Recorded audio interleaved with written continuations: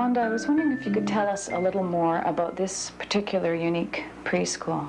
In essence, it's a preschool for children, and the focus is on the fact that we have children here, not handicaps.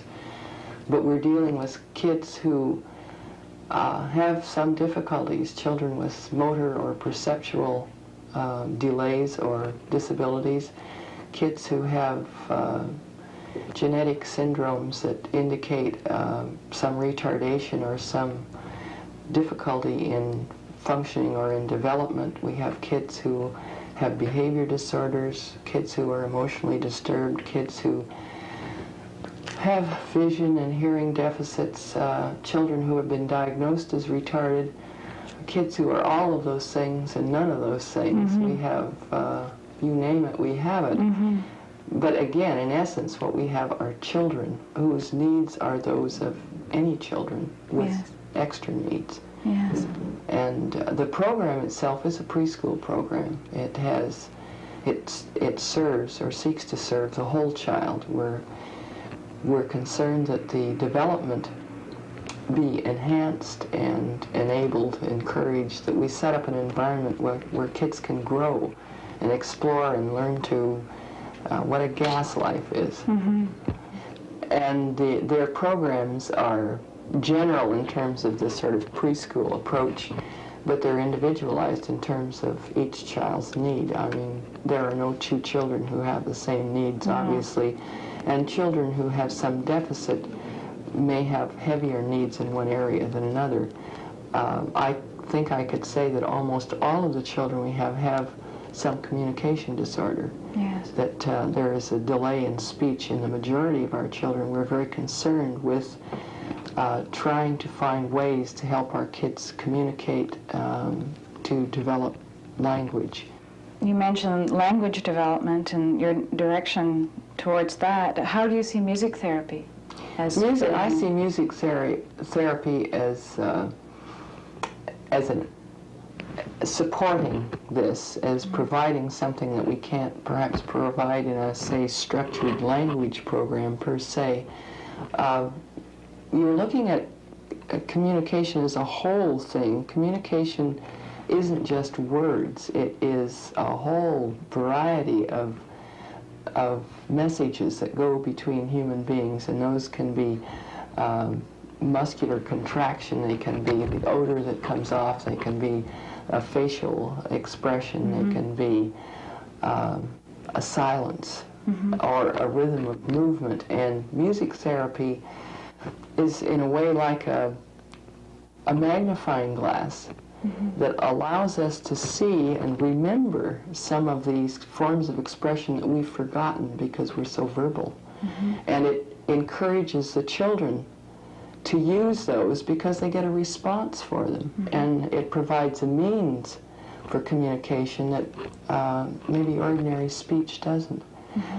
In the film, Listen to the Musicmakers, you see children communicating with their bodies by their movement, the intervals between the sounds they make in the tonal patterns that they make, and getting a reply. And the best way of encouraging communication is to get a response for your communication. It's beautiful, the thing that happens in this. Yes. And of course the other aspect of it is the development of a good, solid self-concept and a feeling of worth that you always work toward with children, that somehow music and sound and rhythm can provide for a kid. If he puts out and somebody responds to that, that is a respect for what he's put out. And I see the music therapy enhancing that part of our program as well.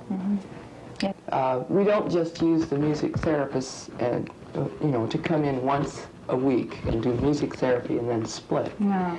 We use them to give us ideas on ways of working with kids, to pick up on some of the things they find out and some of the things they do with the children. We try to weave that into our regular program. Nancy and Carolyn, can you describe to me something about the techniques that you use with the children? Do you use specific techniques for these children as opposed to other kinds of children? Or do you work with individual children on an individual basis? I think that there's a two-sided coin that answers that question. One is that definitely there are basic techniques which we have developed through our experience with children, through which you can see that a child has to go in a certain direction. For example, if you have a withdrawn child, you're eventually trying to draw them into interaction with you and then into an interaction with the group eventually.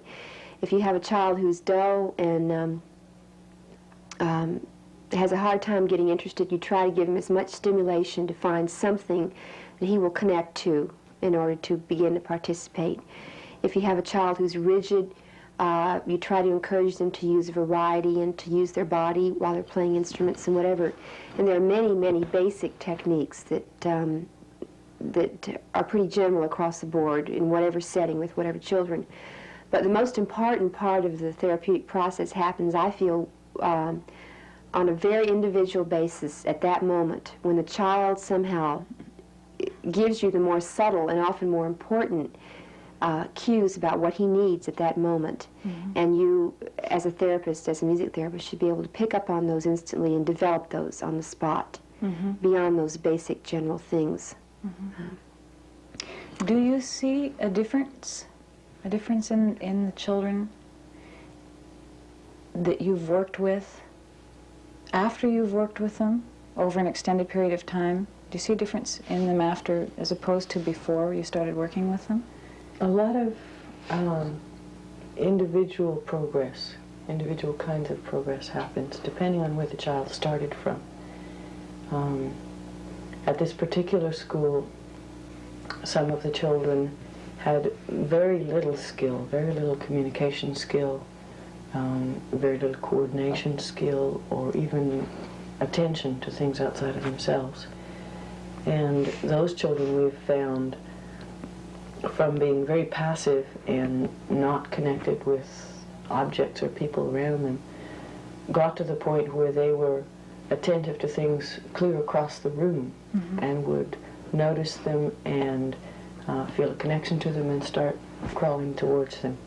That was one of the more dramatic kinds of changes that happened. Several of the children who had started out with more skill than that in communication or expression or in using their bodies, gradually made changes and increased their concentration and their communication. But it was a more subtle kind of change. Mm-hmm. So you feel there is a noticeable change? Oh, yeah. Yeah. In many children, I think that perhaps not every child will respond, that there might be some other medium through which he could go, which would be more useful, mm-hmm. not necessarily music, but in many, many cases, you can see the development. What is the difference between music therapy and a regular musical education, like on a more formalized basis, taking music lessons? I think in many cases they can overlap. However, very often in music lessons, the primary focus is development of the musical structure, learning about techniques, about how to play the piano or how to conquer an instrument. On the other hand, with music therapy, the primary focus is the expression of the person. Now, that can take any type of form. It can take a new theory that has not been developed. It can develop, the child can be a musician and a composer all in one, so that it isn't so much teaching him a model of what is expected of him, but letting the music come out, his organic music, his own expression. I think that's the primary difference. And also that expression usually has more of an emotional content than your structured music lessons will provide for. The most important thing you're looking for is the message that comes through with the emotional release that the child experiences when he's playing an instrument. And that's the most powerful thing that happens as well. Now, that can happen through music lessons, too. After a child has achieved a certain amount of skill through the structured forms, but it's not the primary focus of music lessons so often as it is with music therapy. That also relates to the kinds of skills that a music therapist needs to have in being able to receive the emotional message of music that other people are making, and to be able to capture either your own inner self or a child's inner self in the music that you make. And that requires a sensitivity to music as well as to those children, and a great deal of facility with the instruments, with being able to find just the right kind of sound that fits the people that are in the session. I think that isn't to say that we don't also use the organizational aspects of music, for example, sequencing, a repetition, a rondo form, or things like this, that they can be used quite effectively as well, but they're not the primary focus. They come into us when it's going to be useful as far as helping the child express himself. They're used. The emphasis is on expression of the self for the children, or for whoever you're working with. Do you work differently with other groups of people, like with adults? There are many different ways to use music therapy, and what we see on the film here is improvisational techniques with instruments, which can be used with adults as well. When one sees the tape, it doesn't sound, the music doesn't sound pretty. It doesn't sound like music as we know of it as being music. That's right. I see two really important reasons for that. One is that if you're using your music to express what's inside you, what you'll find there is not all pretty, not even all organized and refined. If the music is to be a kind of primitive expression of yourself, there are not only pleasant sides of yourself that are going to come out. There's a lot of energy and a lot of tension that can come out, and needs to come out through a whole body expression and through loud sounds or through dissonant sounds as well. And we also talk about the importance that we feel of children exploring themselves and their own sound sometimes before they come together into a euphonious kind of ensemble sound. And so that the microphone picks up all of these different voices, which are not always listening to each other, whereas our ears and our eyes pick up what each of those children is doing, and can find a structure and a meaning within each of those child's activities. At times, the sound comes together into just clicks into place, and at times it doesn't. I think that one of the basic skills that a music therapist has to develop is listening to music in a different way than you're used to, because you have this idea of pretty music or whatever, and of course we've had a lot of training that develops a certain type of ear for listening. The music that we hear on the tape might not appear to be beautiful or pretty, but in very certain situations I can be there with that child and hear the music, and that music can be more moving to me and more beautiful than any music I've heard by famous composers, simply because I've developed a relationship with a child and I hear what his music is saying, what it's telling me. Even though he might not have speech, you know, he can communicate with me in very deep ways through his music, and that you have to develop that kind of ear. So it's a lot broader interpretation of music appreciation than our usual idea of what music is. The musician deals with sounds and silence. You know, those are the materials of music. And as a music therapist, every sound means something. Every silence means something. And it's just a matter of, as Nancy mentioned before, cueing your own sensitivity into trying to find out what that child or what that person means by that sound. Whether it's an ugly sound, a loud sound, a violent sound, or a gentle, soft, quiet, sad sound, whatever. And that's the basic thing that we work from, really.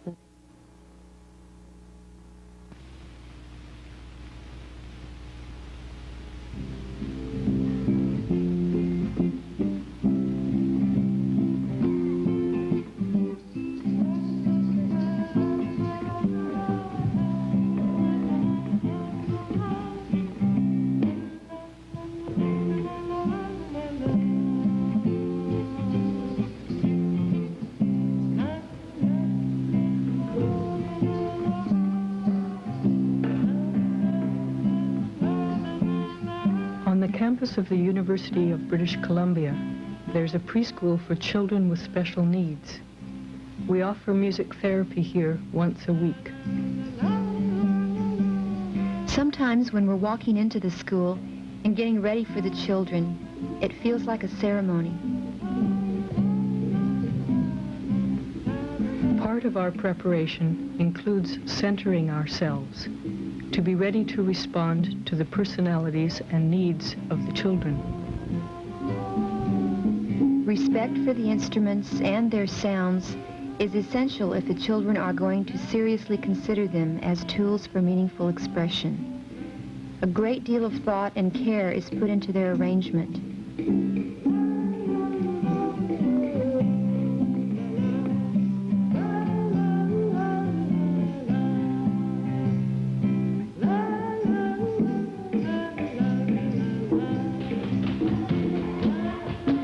These children have been encouraged to develop confidence and a sense of self.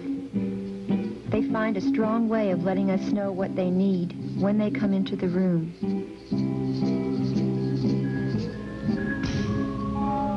Joy is very independent and tends to separate herself from the group.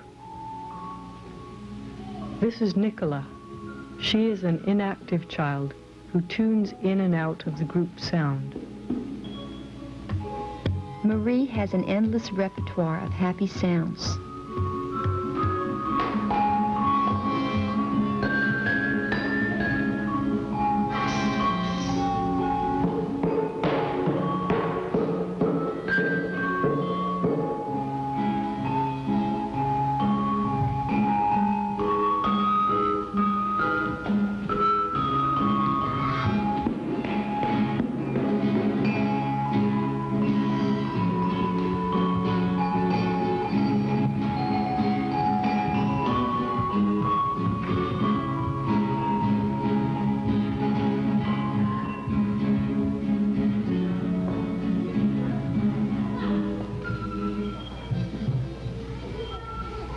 When I saw Joy standing outside the group, I chose an instrument to complement hers and went over to join her.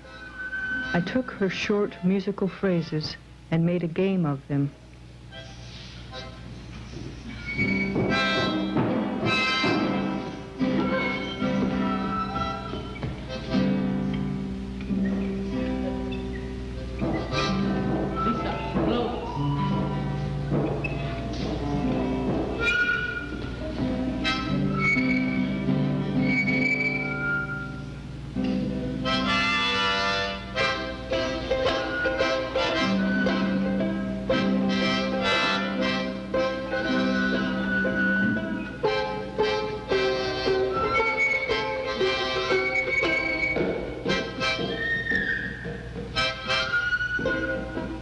My sharing of her music stimulated her to play more actively and offered her a social experience without requiring her to join the group.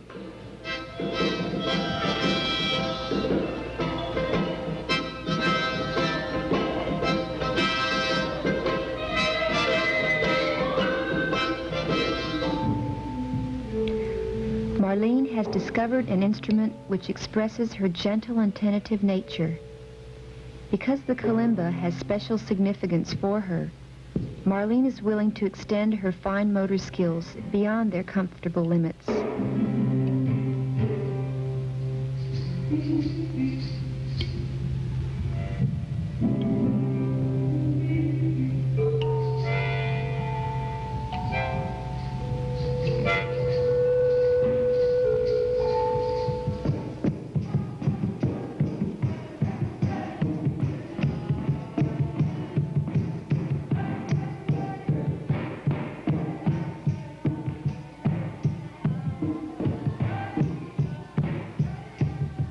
Danny has extremely limited muscle coordination.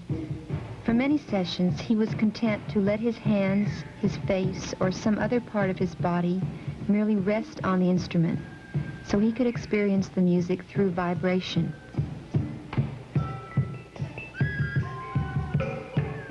Now he plays both stringed instruments and drums.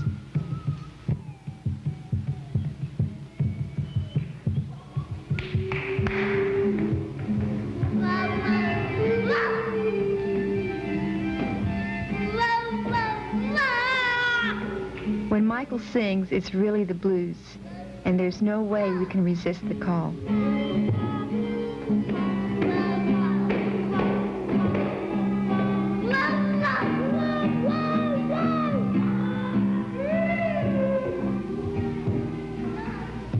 Nicola, too, gets excited by Michael's energy and joins in with a song on her soft out-breaths.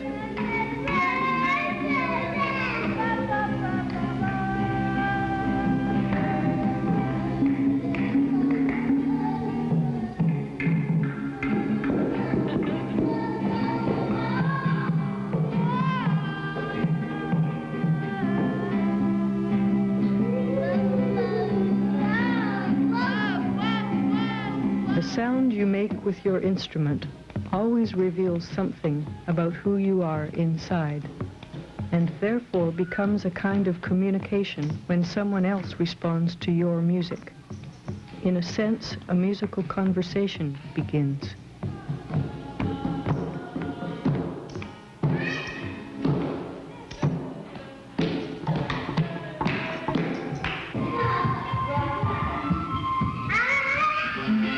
When a child finds it difficult to participate, the music must reach out and interpret her feeling.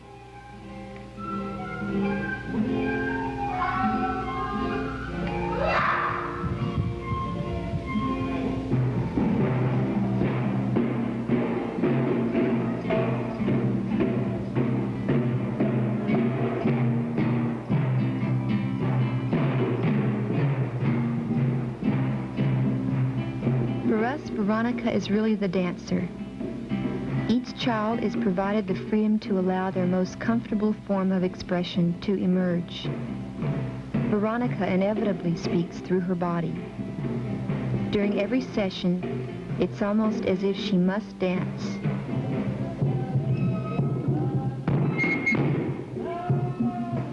Jamming is enriched when the children have time to explore themselves through the music before they try to join their music with others.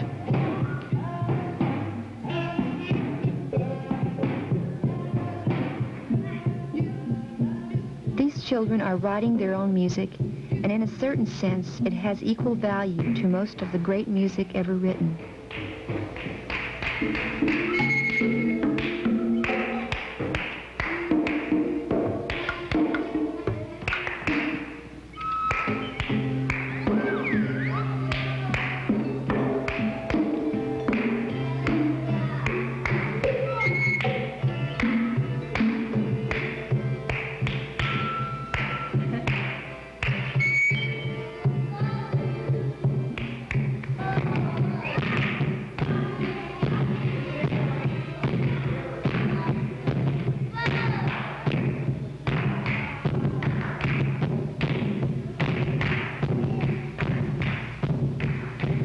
We're always reminded that everyone who comes into the room is an expressive individual, each having something to contribute, whether adult or child. We offer each other creative alternatives through our own unique experiences, through our enjoyment of the music.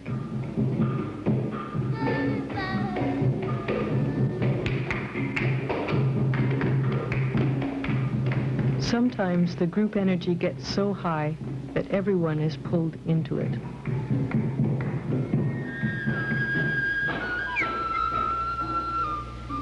The quiet, softer sounds are also important, and the children can enjoy listening as much as playing.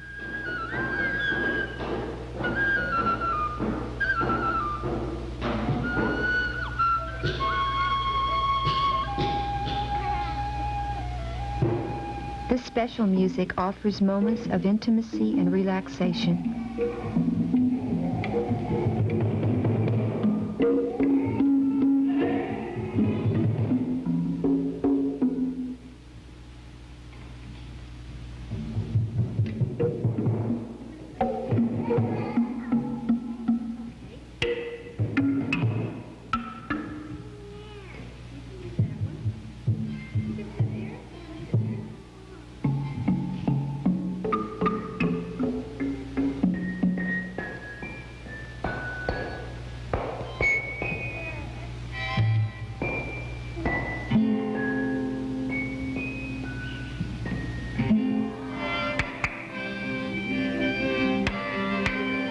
Very often when you leave, the music you take with you is just as haunting as some Beethoven sonata.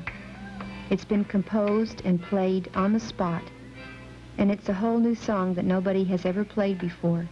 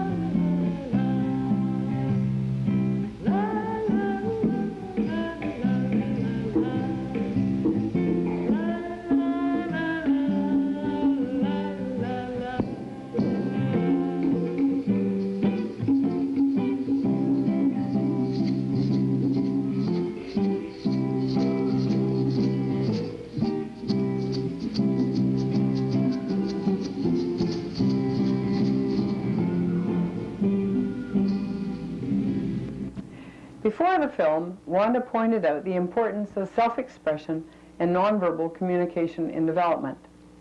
But a tremendous amount of learning is also taking place, quite apart from the very happy musical experience.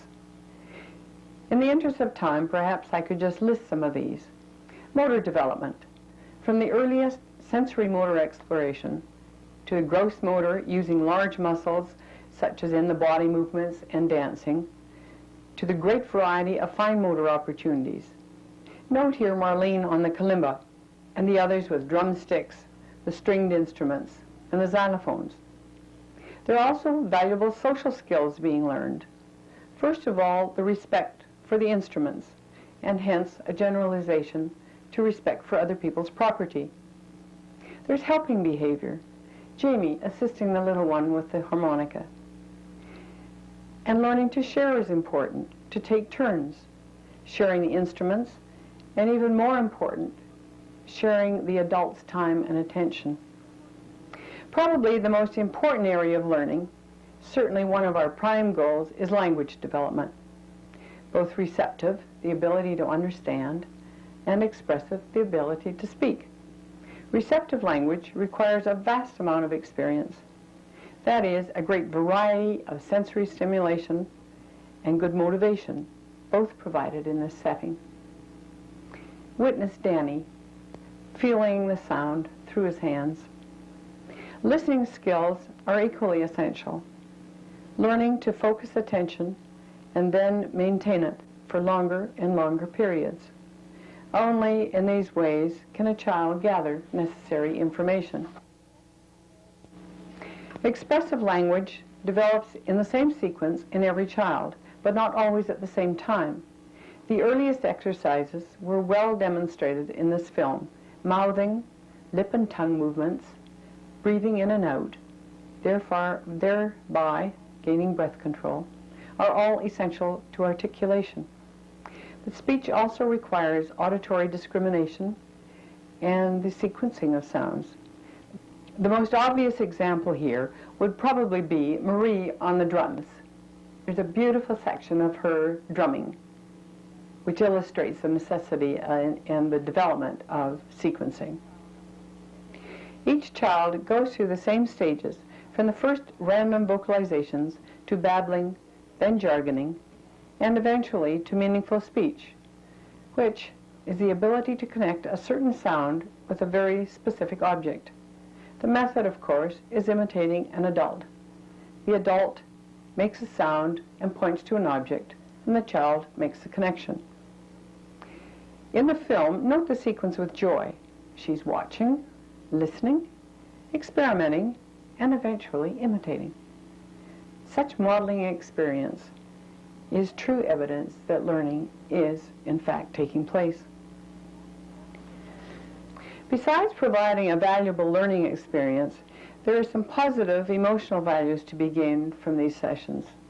First, the developing self-concept and confidence that stems from the adult's complete acceptance of each child as an individual with his own needs, his own abilities, as well as his own limitations. Only self-esteem can result in so many of these happy, engrossed little people. Also, a musical setting is a very socially acceptable place to vent feelings. Here you can pound and beat and stamp and express these feelings of anger and hostility. But by the same token, it's a very suitable place to express more positive feelings, real joy and exuberance. However, from any point of view, this is a very rich experience. I just wish it were available to all children.